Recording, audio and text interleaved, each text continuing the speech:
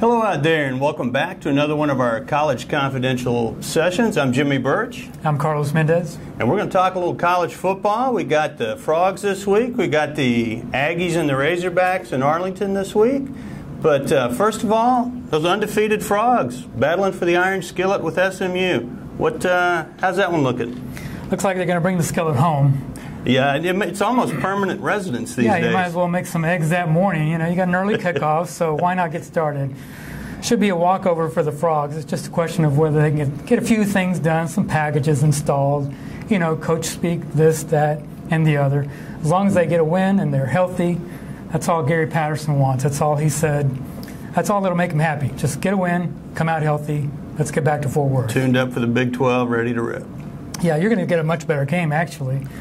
Yeah, the Aggies in Arkansas, right? Well, we are. It should be. That's actually an excellent contrast of styles. I've been getting a lot of feedback from A&M fans who, are starting to feel their oats a little bit. I'll tell you, that Arkansas ground game's for real. Texas Tech found out about that in overwhelming fashion. That'd probably be an interesting game. I think A&M wins it, but A&M's quick strike offense, Arkansas's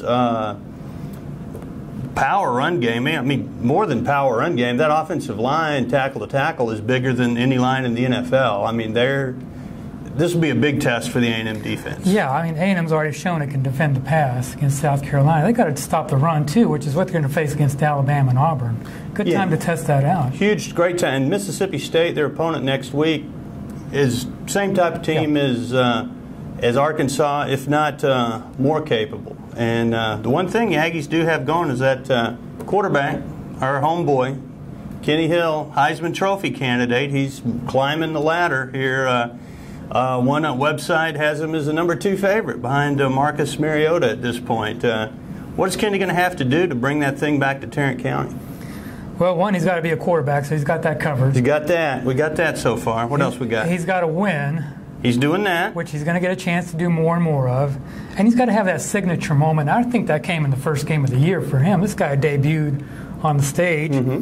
Television network of the best conference in the country. Everybody saw it. That was a lights-out performance. So he's already established in the mind of every voter. They just need confirmation.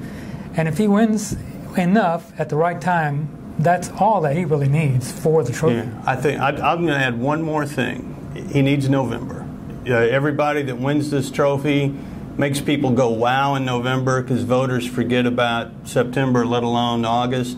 They got Auburn, they got Missouri, they got LSU, all national TV opportunities in November.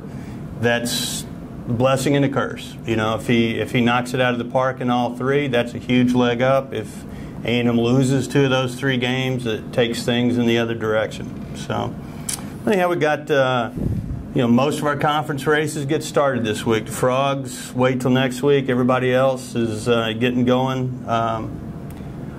Of the Power 5 leagues that everybody likes to talk about, who's the biggest under-the-radar surprise? Maybe in your mind, a team that we haven't talked much about in August but is stepping up now. Well, I think it's those Mississippi State Bulldogs, at least from what we saw Saturday. And that was just an impressive performance against a very powerful LSU team.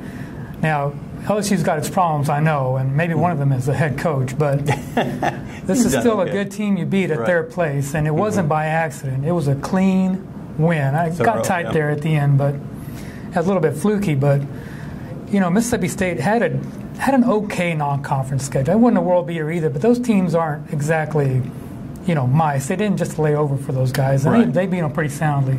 I think Mississippi State's, if we're going to talk about an underdog, a sleeper, whatever you want to call it, for a Power 5 champion, that's probably as good as you get in those terms. Yeah, they have as many returning starters, more so actually than any team in the country. The only problem is they play in the SEC, and it's hard to win there, even if you got a heavy-duty pedigree.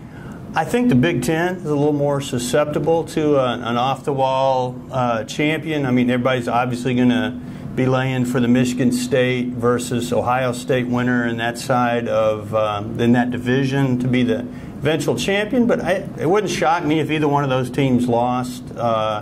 in the championship game, do either Nebraska, or maybe Wisconsin, maybe Iowa, whoever wins the east side of that bracket. Heaven knows any Big Ten team that suits up on any given Saturday is eligible to lose to anybody they play. So thanks for dialing us up. We appreciate it. Enjoy the games this week, and we'll have a good time at Jerry World if you're headed there. Aggies and Hogs. Take care.